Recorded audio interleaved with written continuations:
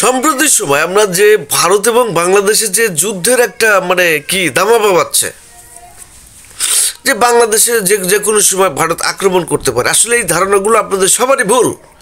কারণ ভারত কেন বাংলাদেশে আক্রমণ করবে বলেন? কিসের এমন প্রয়োজন হয়েছে?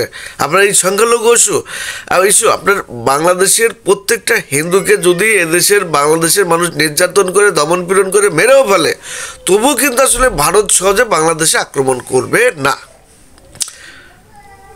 এখন কেন ভারত কেন বাংলাদেশে এ ধরনের ভারত কেন বাংলাদেশের সাথে এ ধরনের কার্যকলাপ হুমকে দিচ্ছে, বিভিন্ন সৈন্য টৈন্য আমাদের যে সীমানা নিয়ে আসছে কেন?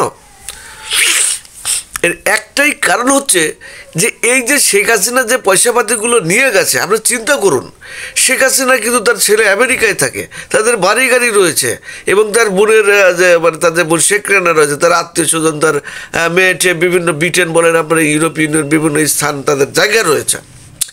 তো তিনি কেন আপনার এই আমেরিকা এবং পশ্চিমাদের কাছে ঠাঁই পাচ্ছে না বলেন?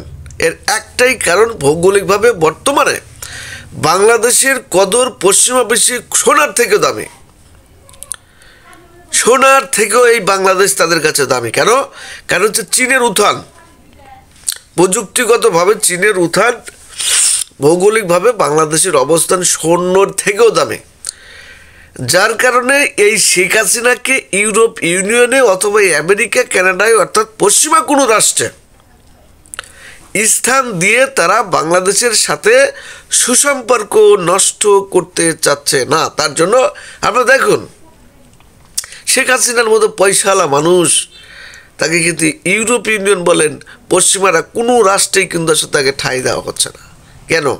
কারণ এই মুহূর্তে পশ্চিমাদের কাছে বাংলাদেশের মূল্য স্বর্ণের হীরার থেকে অনেক বেশি। বুঝতে পারছেন? তো এখন ভারত কেন জায়গা দেয়? ভারত আসলে জায়গা দেয় না, তারা প্লেন নিয়ে গেছে। এখন কি করবে?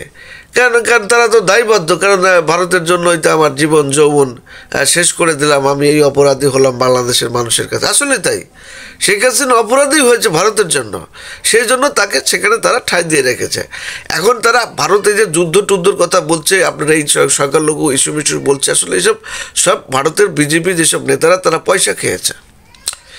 ভারতের এই যে আপনার কি বলে, তারা আওয়ামী লীগের নেতা, তারা বিভিন্ন পয়সাপাতি এখান থেকে নিয়ে গেছে। যতক্ষণ পয়সা আছে ততক্ষণ দেখবেন যে তারা হুমকে দিচ্ছে, সৈন্য টৈন্য এখানে সেখানে নিয়ে যাচ্ছে, সীমানা নিয়ে যাচ্ছে। আবার যখনই শেখ হাসিনার পয়সাগুলো ফুরিয়ে যাবে, তখন দেখবেন যে শেখ হাসিনার যখন কদর থাকবে না, আপনারা দেখবেন যে এই শেখ হাসিনাকে বাংলাদেশের কাছে ফিরিয়ে দিয়েছে। নচেত বলবে, শেখ হাসিনা তুমি কোথায় যাবে যাও, আমি তোমার জন্য আমরা বাংলাদেশের সাথে এ ধরনের সম্পর্ক নষ্ট করতে পারবো না। এই হচ্ছে বর্তমান সিচুয়েশন। আরেকটি বিষয় হচ্ছে, এখন এই যে ভারত যে শেখ হাসিনা ইস্যু, সংখ্যালঘু ইস্যু বা যে ইস্যুটাই হোক না কেন, এই যে আপনার সীমানায় যে সৈন্য টৈন্যগুলো তারা উপস্থিত করছে, এক্ষেত্রে বাংলাদেশে এগিয়ে যাচ্ছে। তো আসলে যুদ্ধ হবে না, আমরা আশা করি ভারত এবং বাংলাদেশের মধ্যে যুদ্ধ হবে না। আমরা যুদ্ধ চাই না, আমরা কখনো যুদ্ধ চাই না, ভারত বাংলাদেশ।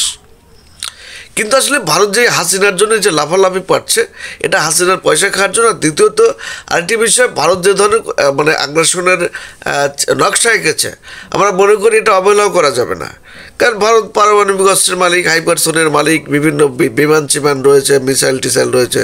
তো আমরা বাংলাদেশকে বলতে চাই, ভারত যেভাবে সামরিক উন্নয়ন ঘটিয়েছে, এটা বাংলাদেশকে দেখিয়ে দিতে হবে। বাংলাদেশকে পারমাণবিক অস্ত্র বানাতে হবে, মিসাইল বানাতে হবে। যত যুদ্ধ সমরাস্ত্র রয়েছে ভারতের ভাণ্ডারে, সেটা পুঙ্খানুপুঙ্খভাবে লক্ষ্য করতে হবে। ওরা যদি একটা মুরগি তৈরি করে, বাংলাদেশকে মুরগি তৈরি করতে হবে। ওরা যদি চাঁদে আপনার মহাকাশযান বাংলাদেশকে পাঠাতে হবে। ওরা যা বানিয়েছে তাতে আমাদের তো বানাতেই হবে। ওরা যে ধরনের সামরিক শিল্পের উন্নয়ন ঘটায়, তার থেকে আমাদের ডেভেলপ করতে হবে।